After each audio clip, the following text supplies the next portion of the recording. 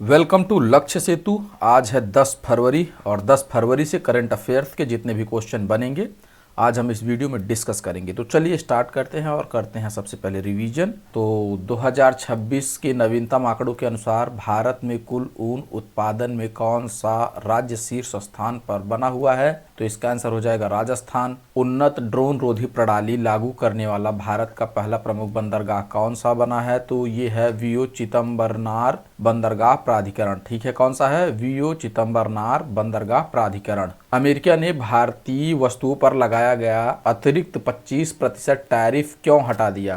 क्योंकि रूस से तेल आयात बंद करने की भारत की प्रतिबद्धता के कारण। Para throwball national federation cup 2026 में महिलाओं का स्वर्ण पदक किस राज्य ने जीता?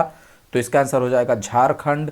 हाल ही में किस भारतीय निशानेबाज ने एशियाई शूटिंग चैंपियनशिप की 10 मीटर एयर राइफल स्पर्धा में कांस्य पदक जीता है? तो इसका आंसर हो जाएगा मेघना सज्जनार ने। ठीक है। हालिया अध्ययन के अनुसार कैंसर कोशिकाएं किस प्रतिरक्षा कोशिका को पुनः प्रोग्राम करके ट्यूमर के विकास में सहायता लेती हैं? तो इसका आंसर है न्यूट्रोफिल्स। भारत में कौन सा जिला 2047 तक सभी के लिए बीमा योजना के तहत 100% बीमा कवरेज हासिल करने वाला पहला जिला बन गया है? तो इसका आंसर हो जाएगा अलवर राजस्थान। और यहाँ पे एक क्वेश्चन बनता है कि अलवर राजस्थान में अभी कौन सा स्थान ऐसा है जिसे यूनेस्को वर्ल्ड हेरिटेज साइट में ऐड किया गया है? तो इसका आंसर आप लोग हमें कमेंट बॉक्स में देंगे। अंडर 19 पुरुष विश्व कप 2026 किस टीम ने जीता? तो इसका आंसर हो जाएगा भारत। नमस्ते योजना किन दो मंत्रालयों की संयुक्त पहल है? तो इसका आंसर हो जाएगा सामाजिक न्याय एवं अधिकारिता मंत्रालय और आवास एवं शहरी मामलों का मंत्रालय। ओलंपिक्स 2026 का उद्घाटन किस देश में हुआ? तो इसका आंसर हो जाएगा इटली। भारत में पहली बार आर्टिफिशियल इंटेलिजेंस फिटनेस और इंश्योरेंस के लिए ब्लैक स्वान समिट 2026 किस राज्य में आयोजित की गई है? तो इसका आंसर हो जाएगा ओडिशा में। किस देश ने 20 साल में पहली बार स्थानीय फुट एंड माउथ रोग के लिए टीकाकरण शुरू किया है? तो इसका आंसर हो जाएगा दक्षिण अफ्रीका। ब्रेड एटलस द्वारा प्रकाशित भारत का दूसरा राज्य कौन बन गया? तो इसका आंसर हो जाएगा गोवा। पद्मश्री पुरस्कार से सम्मानित ह्यू गैंटजर 95 वर्ष की आयु में निधन होने वाले कौन थे? तो ये थे एक यात्रा लेखक। ये तो था कल का रिवीजन। अगर वीडियो आप लोगों को अच्छी लग रही हो तो वीडियो को लाइक शेयर सब्सक्राइब जरूर करें। और चलिए देखते हैं आज का क्वेश्चन। बेंगलुरु में लॉन्च की गई 2 नैनोमीटर सेमीकंडक्टर चिप का विकास किसके द्वारा किया गया था? तो इसका आंसर हो जाएगा क्वालकॉम। ठीक है, क्वालकॉम के द्वारा 2 नैनोमीटर सेमीकंडक्टर चिप का विकास किया गया है। तो केंद्रीय मंत्री श्री अश्विनी वैष्णव ने बेंगलुरु में क्वालकॉम द्वारा निर्मित 2 nm यानी नैनोमीटर सेमीकंडक्टर चिप का शुभारंभ किया है। क्वालकॉम द्वारा 2 नैनोमीटर सेमीकंडक्टर चिप का प्रक्षेपण महत्वपूर्ण है क्योंकि 2 नैनोमीटर तकनीक चिप डिजाइन की सीमा का प्रतिनिधित्व करती है और छोटे नोड्स का मतलब है कि बेहतर प्रदर्शन, कम बिजली की खपत और एआई दूरसंचार और उच्च प्रदर्शन कंप्यूटिंग में उन्नत अनुप्रयोग। ठीक है, भारत इस तरह के उन्नत डिजाइन कार्यों को प्रदर्शित करके यह आयोजन इस बात की पुष्टि करता है कि भारत अब केवल एक बैक एंड एआई हब नहीं है बल्कि वैश्विक मूल्य श्रृंखलाओं के भीतर उच्च स्तरीय सेमीकंडक्टर इंजीनियरिंग में एक प्रमुख खिलाड़ी भी है। ठीक है, तो नेक्स्ट क्वेश्चन है कैलाश मानसरोवर यात्रा के लिए वर्तमान में उपयोग किए जाने वाले 2 आधिकारिक मार्ग कौन से हैं? तो इसका आंसर हो जाएगा लिपुलेख दर्रा और नाथुला दर्रा। भारत से कैलाश मानसरोवर जो कि तिब्बत स्वायत्त क्षेत्र चीन में स्थित है, पहुंचने के लिए हिमालय के ऊंचे दर्रों को पार करना अनिवार्य है। और लिपुलेख दर्रा जो कि उत्तराखंड में स्थित है, यह सबसे पुराना और पारंपरिक मार्ग है। यह कुमाऊं क्षेत्र को तिब्बत से जोड़ता है। और नाथुला दर्रा जो कि सिक्किम में स्थित है, 2015 में खोला गया। यह मार्ग मोटर योग्य सड़क सुविधा प्रदान करता है जिससे यह बुजुर्गों के लिए अधिक सुलभ हो जाता है। ठीक है, लेकिन सिपकिला जो कि हिमाचल प्रदेश में स्थित है, यह सतलुज नदी में स्थित है। ठीक है, यदि यह मार्ग खुलता है तो हिमाचल और पंजाब के तीर्थ यात्रियों के लिए दूरी काफी कम हो जाएगी। हालांकि चीन ने यहाँ लॉजिस्टिक चुनौतियों का हवाला दिया है, इसी की वजह से अभी नहीं खोला गया, लेकिन इस पर अभी चर्चाएं चल रही हैं। तो नेक्स्ट क्वेश्चन है कोंडावेदु किला मुख्य रूप से किस मध्यकालीन राजवंश की राजधानी और शक्ति का केंद्र था? तो इसका आंसर हो जाएगा रेड्डी राजवंश। ठीक है, कोंडावेदु का किला जो है रेड्डी राजवंश से संबंधित है। कोंडावेदु किला आंध्र क्षेत्र के रेड्डी राजाओं से संबंधित है। यह स्थल मध्यकालीन तेलुगु कला, साहित्य और वास्तुकला को दर्शाता है और ऐतिहासिक किलों में अक्सर जल संरक्षण प्रणाली एकीकृत होती थी। इसमें जल संरक्षण प्रणाली जो है इसमें बनाई गई थी। ठीक है, और विरासत, पर्यटन, सांस्कृतिक संरक्षण को आर्थिक विकास से जोड़ता था। ठीक है, तो नेक्स्ट क्वेश्चन है, जापान की पहली महिला प्रधानमंत्री कौन बनी है?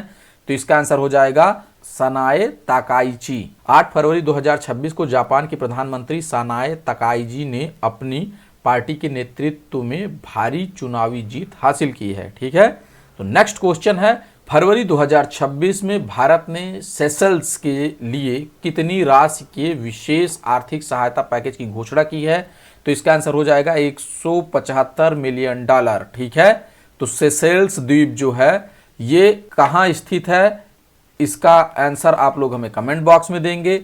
सेशल्स पश्चिम हिंद महासागर में स्थित एक रणनीतिक रूप से महत्वपूर्ण द्वीप राष्ट्र है और भारत ने हिंद महासागर क्षेत्र के लिए विजन सागर को सर्वप्रथम 2015 में प्रतिपादित किया था। विजन महासंघ वैश्विक दक्षिण पर ध्यान केंद्रित करते हुए भारत के समुद्री दृष्टिकोण का विस्तार करता है और भारत ने रक्षा और समुद्री सुरक्षा क्षमता निर्माण में सेशल्स का लगातार समर्थन किया है। ठीक है, तो नेक्स्ट क्वेश्चन है, US India strategic partnership forum की ग्लोबल वैल्यू चेन्स कमेटी का अध्यक्ष किसे नियुक्त किया गया है? तो इसका आंसर हो जाएगा रोहित कुमार सिंह को। ठीक है, रोहित कुमार सिंह को अध्यक्ष नियुक्त किया गया है। और USA India strategic partnership forum की ग्लोबल वैल्यू चेन्स कमेटी का अध्यक्ष रोहित कुमार सिंह को नियुक्त किया गया है। और USA India strategic partnership forum एक अग्रणी मंच है जो सरकारों, व्यवसायों और विचारकों के बीच सहयोग के माध्यम से भारत अमेरिका के रणनीतिक और आर्थिक संबंधों को मजबूत करता है। यह व्यापक औद्योगिकी, ऊर्जा, रक्षा और आपूर्ति श्रृंखला जैसे विभिन्न क्षेत्रों में काम करता है। वैश्विक व्यापार में विखंडन और भू राजनैतिक तनाव के दौर में नीतिगत प्राथमिकताओं को संरेखित करने और संवाद को समक्ष बनाने में USA India strategic partnership forum, जिसमें मस्तिष्क की कोशिकाओं में असामान्य विद्युत गतिविधियां होने लगती हैं, इसके परिणाम स्वरूप बार बार दौरे आते हैं। तो नेक्स्ट क्वेश्चन है जो कि आज का क्वेश्चन है, किस राज्य सरकार ने एआई आधारित डिजिटल लर्निंग पहल पढ़ाई विद एआई शुरू की है? तो इसका आंसर आप लोग हमें कमेंट बॉक्स में देंगे। अगर वीडियो आप लोगों को अच्छी लग रही हो तो वीडियो को लाइक, शेयर, सब्सक्राइब जरूर करेंगे। और आगे बढ़ते हैं, देखते हैं कल का क्वेश्चन, किफायती दामों पर गुणवत्तापूर्ण जेनेरिक दवाएं उपलब्ध कराने के लिए सरकार द्वारा शुरू की गई योजना का नाम क्या है? तो इसका आंसर हो जाएगा प्रधानमंत्री भारतीय जनऔषधि योजना। ठीक है, तो thanks for watching, please subscribe.